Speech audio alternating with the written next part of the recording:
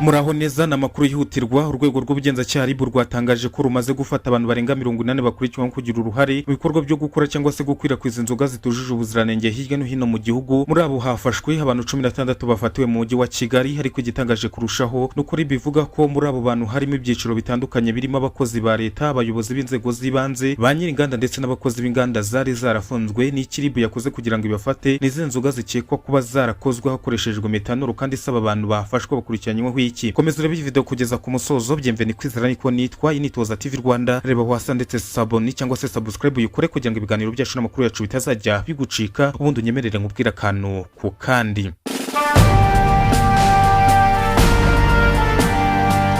Urwego rw'Ubugenzacyaha kuri uyu wa gatandatu tariki 8 Kanama 2026 gwerekanya abantu bafashwe nyuma y'iperereza ryakozwe mu bikorwa bitandukanye bikekwa ko binyuranyije n'amategeko. Bivuga ko abantu bakurikiranyweho kugira uruhare mu bikorwa byo gukora inzoga zitujuje ubuziranenge. Kugeza ubu yatangaje ko hamaze gufatwa abantu barenga 80 hirya no hino mu gihugu. Muri abo harimo 16 bafatiwe mu mujyi wa Kigali mu bice bitandukanye, mu gihe abandi bafatiwe mu bindi bice by'igihugu. Umuvugizi wa Dr. Murangira yavuze ko ibikorwa byo gufata abakekwaho byatangiye ku itariki 27 Nyakanga 2026. Iperereza rikaba ryaribanze mu bikorwa bikekwa ko bishobora gushyira ubuzima bw'abanyarwanda mu kaga. Ikindi cyagarutsweho cyane na nuko abakekwaho bafashwe harimo ibyiciro bigiye bitandukanye. Dr. Murangira yavuze ko mu bari gukorwa iperereza harimo abakozi ba leta, abayobozi b'inzego z'ibanze, ba nyir'inganda, abakozi bakoraga mu nganda zari zarafunzwe ndetse n'abandi bakekwaho gukora ibikorwa by'amagendo. Bivuga ko na rwego na rumwe rw'abantu rwahawe ubudahangarwa mu iperereza. Mu bantu 16 rero bafatiwe mu mujyi wa Kigali harimo na nyir'inganda n'abakozi bazikoramo. Muri abo kandi harimo ni Hanabose Samuel uzwi ku izina rya Kazungu uyobora Inguvu Gin Limited, nawe bafashwe hamwe n'abandi bakozi b'uruganda ayoboye.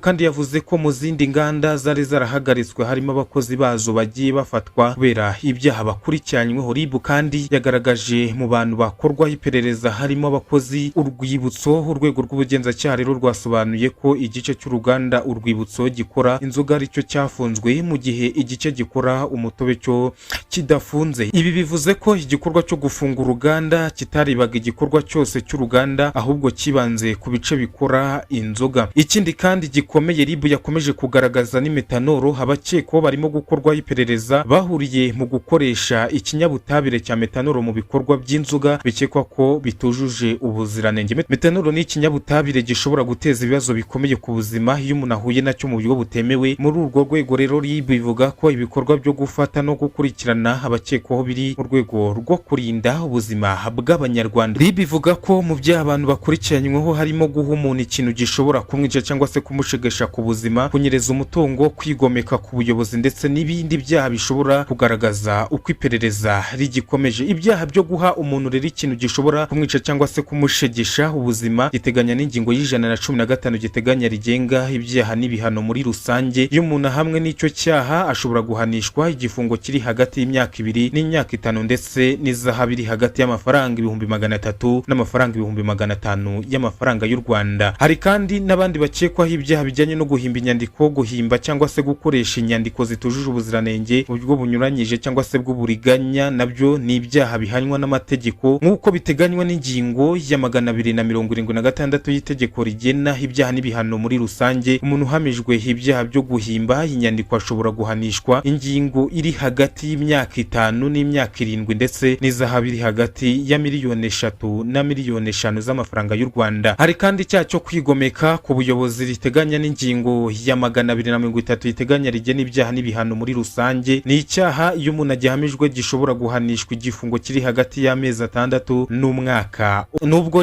yamaze kugaragaza abantu barenga 80 bafashwe, abantu bose baracyakekwaho kugeza igihe urukiko rubahamije ibyaha. Iperereza riracyakomeje kugira ngo hamenyekane neza uruhare rwa buri muntu, aho ibikoresho byakoreshwaga mu gukora izi nzoga byaturukaga, uburyo inzoga zakwirakwizwaga ndetse n'abantu bashobora kuba bafite aho bahuriye nazo muri bino bikorwa. Kandi ivuga ko iki gikorwa kigamije kurinda ubuzima bw'abanyarwanda no guhashya ibikorwa byo gukora inzoga zitujuje ubuziranenge. Kandi hari kandi ikibazo abantu bakomeye bakomeje kwibaza isaba abantu barenga 40 nibo bonyine bari inyuma y'ibi bikorwa cyangwa hari n'abandi bagiye gutabwa muri yombi mu minsi iri imbere. Iyi nkuru turacyakomeza kuyikurikirana cyane cyane ku bijyanye n'abazagezwa imbere y'ubutabera, ibyavuye mu iperereza ndetse n'ibindi bikorwa bizakomeza gufata kuri iki kibazo cy'inzoga zitujuje ubuziranenge. Niba ari ubwa mbere ugeze ku ITOHOZA TV Rwanda, kanda subscribe ndetse ukande n'akazugira kugira ngo amakuru mashya ajya kugeraho ku gihe kandi ku isaha yabugenewe.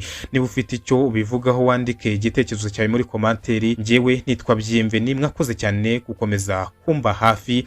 Iyi ni ITOHOZA TV Rwanda, ukuri ku busesenguzi n'ijwi ry'abaturage.